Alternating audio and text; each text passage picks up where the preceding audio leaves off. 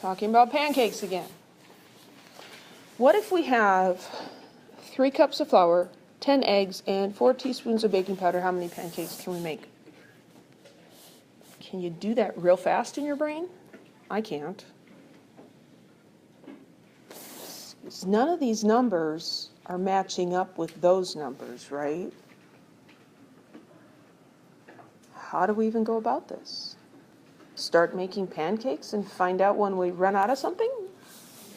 Well, we can't do that in class because I don't have any flour or eggs or baking powder or anything clean that I could cook it on. I have dirty pancake griddles, but... Well, let's see how many pancakes we could make with 3 cups of flour. That's not the pen I want. So 3 cups of flour. I can make, I want to put the units in here, pancakes over cups of flour. And the recipe tells me that for every 1 cup of flour, I can make 5 pancakes. Right? This should be relatively straightforward to you at this point. So that will give me 15 pancakes. Right? Okay. So let's look at the 10 eggs and find out what we could do with that. So 10 eggs. And I'm going to put a factor in here relating pancakes to number of eggs.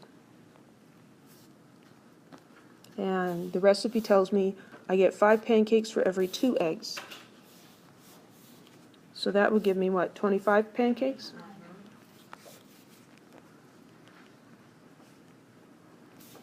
And then let's do the baking powder. 4 tisps of baking powder. I'm going to call that BP. Times pancakes on top. And tisps of BP on the bottom. That's PB. That's something else. Also yummy. I'm hungry.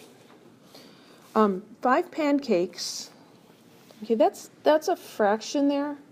When we divide by fractions, we do stupid things. So we know that 1/2 is 0.5. So let's write 0.5 instead. Yeah, 0.5 teaspoons. So I've got 4 times 5 divided by 0.5. 40. A little baking powder goes a long way. So how many pancakes can I make? 15. Why? Because I'm not limiting reaction. I only have, it's my limiting reactant. I only have enough flour. But I have enough baking powder to make 40. Sorry, Charlene. I don't have any flour. You know, after I've made 15 pancakes, there's no more flour left. You can't continue making pancakes when you run out of an ingredient. So one of the silly things I sometimes see students, because we're going to do this with chemicals, of course, some of the silly things they do. So sometimes a student will do a problem like this with chemicals, and they'll tell me they can make 15 plus 25 plus 40 pancakes. Well, no, you can't. So try to remember that when we're talking about chemicals and reactions, it's really not that different from a recipe in making pancakes. And try to keep your thinking cap on.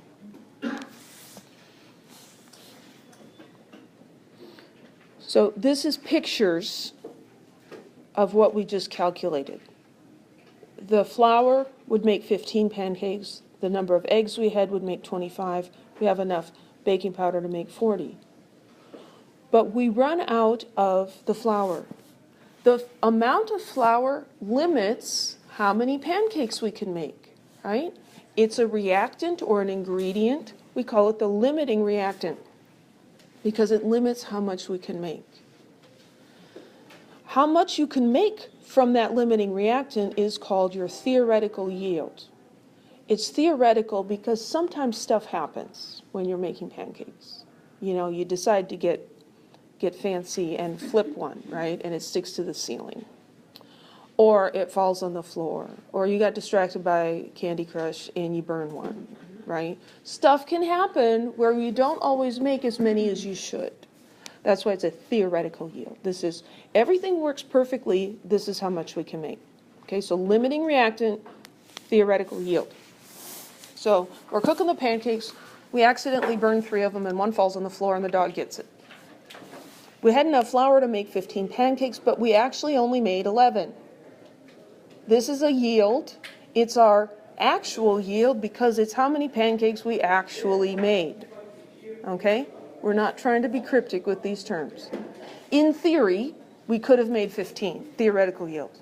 But actually, we made 11. Okay? Well, how do we measure how successful we were in producing the pancakes?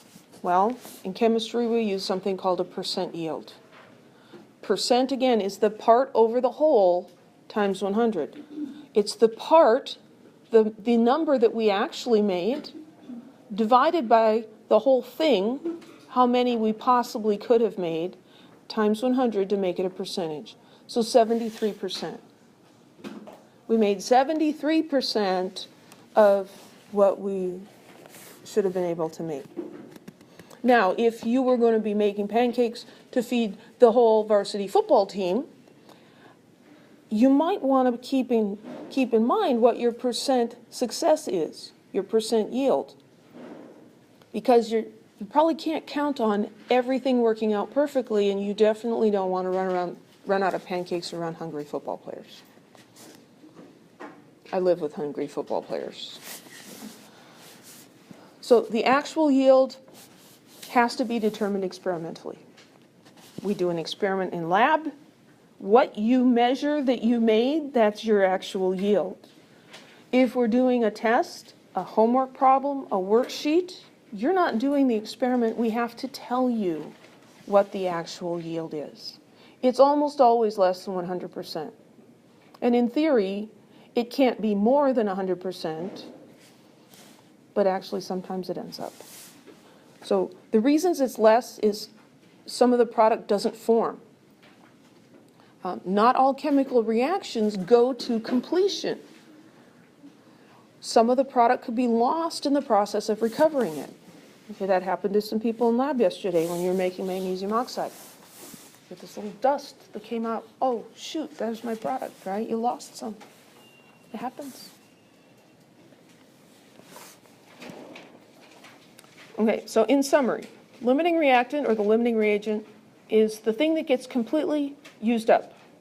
And the way we figure it out is that's the reactant that makes the least amount of product.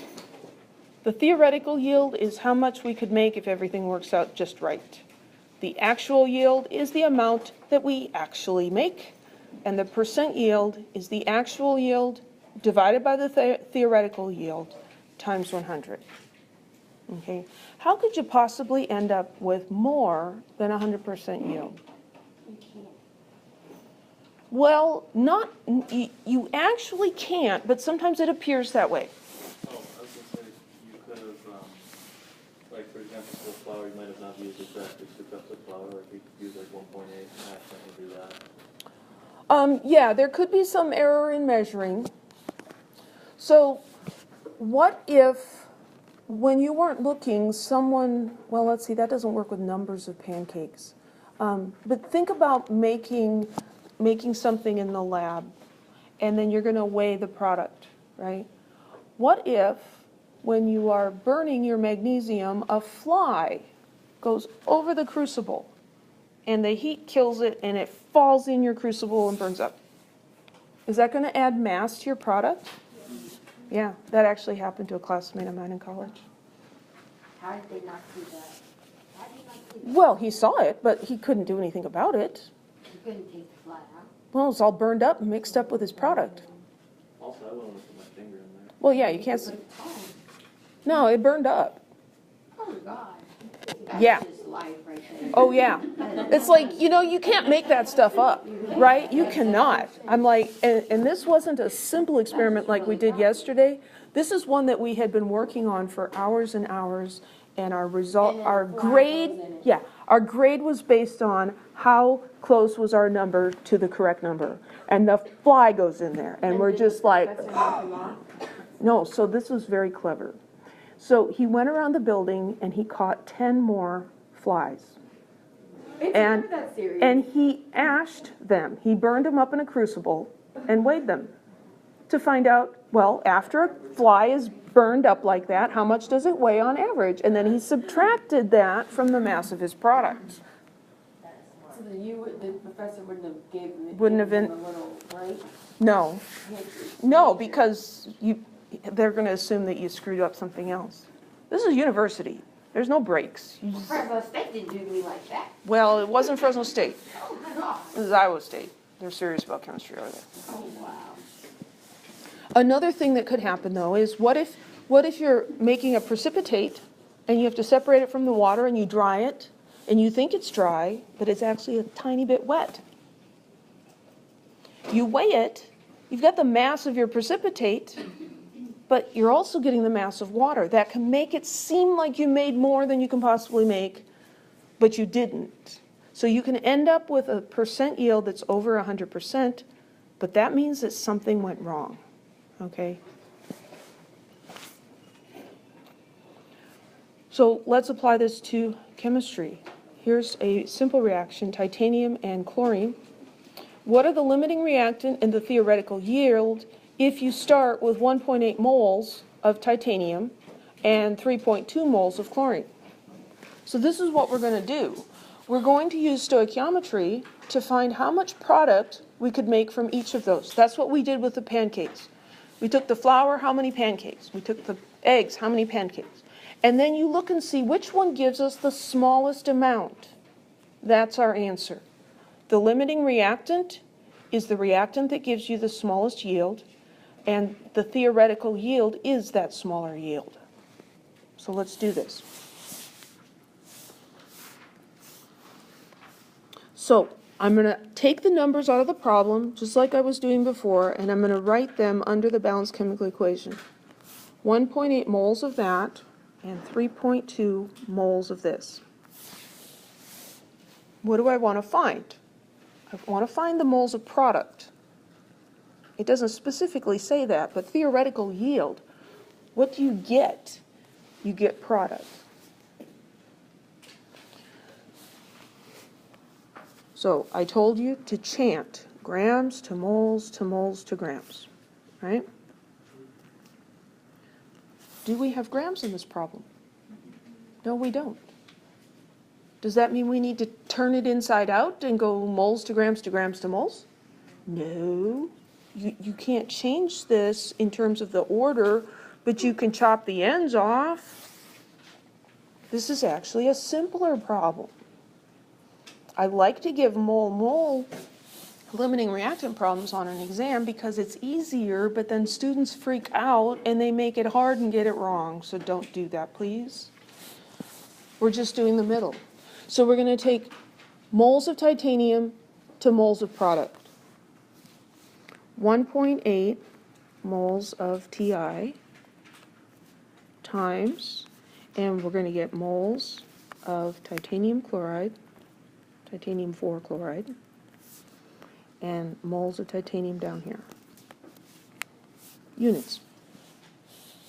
I look at the equation. 1 mole of this to 1 mole of that. Okay, this is a really boring calculation, but we could, just be thankful that we didn't even have to use the calculator. We're going 2 on the bottom? Pardon me? There's no going 2 on the bottom? There's no 2 on the bottom because we're going from this to that. This is a 1 and that's a 1. So if we had enough of the chlorine and we used all of this up, we'd make 1.5 moles of titanium 4 chloride. Now we have to take the other reactant, 3.2 moles of chlorine, and see how many moles of titanium 4 chloride we can make from that. So I put moles of chlorine in the bottom, so the units cancel out. Now I look at the equation. There's a 2 in front of chlorine.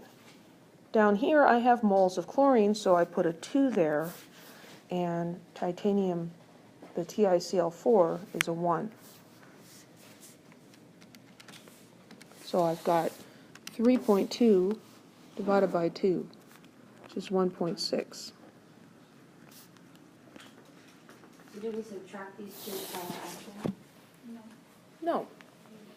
When we made the pancakes, did we subtract the numbers of pancakes from all the other ones to find out how much? Nope. No. You just choose the smaller. To find the actual, I thought that was your. Oh, we can't find the actual. We can only find the theoretical. The only way you can get the actual is by doing it. Okay. Yeah.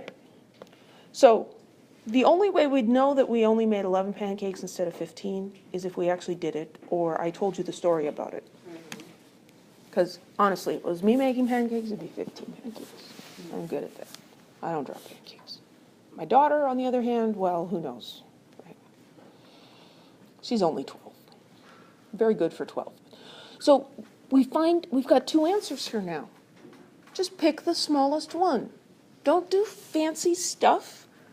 Just indicate the smallest one. Okay, this is my theoretical yield. I get tired of writing that, so I call him Ty. Theo isn't short enough. He's Ty. Theoretical yield. That's one of the things the question's asking for. What is my limiting reactant? It is, yeah, it's chlorine. It's the one that gave me the smallest number. With the pancakes, we ran out of flour. That limited how much we could make. If we could find some more flour in the house, we could make more pancakes, but we can't because we ran out. This is what we're running out of. The theoretical yield will be the actual number you get from doing the equation, and the limiting reactant will be the compound element, whatever, right? That gives it to you. Okay. So the theoretical yield is the smallest number after you do all the calculations that are necessary. The small number is the theoretical yield. Theoretical yield is always calculated. It's in theory, right? Stuff never happens the way we think it should, but in theory, this is what we could do. This is our plan, right? The theoretical yield, calculated. The limiting reactant is the reactant that gives you that number. So you find the smallest, you put a box around it, you call him Ty. And then you run your finger back this way and you circle that guy. That's the limiting reactant. Sometimes I have students tell me that this is the limiting reactant. It's not a product. It says this is a product. It's not a reactant. It has to be one of the reactants. You can't tell just by looking at this which it's going to be.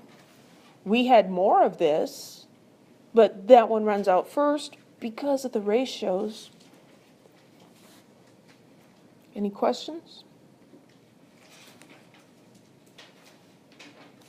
Let's do this one. You start with 4.8 moles of sodium and 2.6 moles of fluorine. What's the limiting reactant and theoretical yield of sodium fluoride in moles? I'm going to use my chemical equation. 4.8 moles of sodium. 4.8 moles. 2.6 moles of fluorine. I want the theoretical yield. How much can I make of that in moles? Now, sometimes it's not apparent to you that this is a limiting reactant problem. So how do you recognize that? Well, after you go through this and write all the numbers under the equation, look at what you've got. If you've got two numbers up here, it's probably a limiting reactant problem. Two numbers, two calculations, it's okay. So 4.8 moles of sodium, and I want to go to moles of product. So moles of NaF, moles of sodium, goes down here. This is a mole ratio. I look here, 2 moles of this to 2 moles of that. Oh, another boring one. 4.8 moles of sodium. Then I look at the other one I'm given information about. 2.6 moles of F2. Isn't it NaF? Oh, yeah, thank you. There we go. Don't know what happened to that. So I'm going to find moles of NaF and divide by moles of F2. In both of these calculations, if there's more in all of them, we're trying to find the amount of the product. Okay? Sometimes students they'll take this and then they'll calculate how many moles of sodium you would need for this. And no, you want to come up with numbers in the same unit. With the pancakes, we want to know how many pancakes we're going to make. We don't want to know, well, how many eggs would this take? We want to know how many pancakes can we make. Moles of NaF to moles of fluorine, 2 moles of NaF to 1 mole of fluorine. So this is going to give me 5.2 moles of NaF. I don't do any adding, I don't do any subtracting. I look at the numbers and ask myself, which one's smaller? This one is. Put a box around it, call him Ty. Theoretical yield. This is the theoretical yield. Move back here. This is the limiting reactant. LR.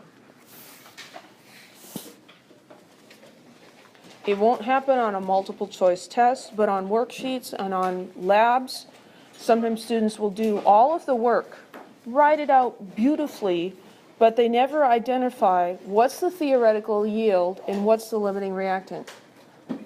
Then it's wrong. You didn't give me an answer. You got to finish the problem.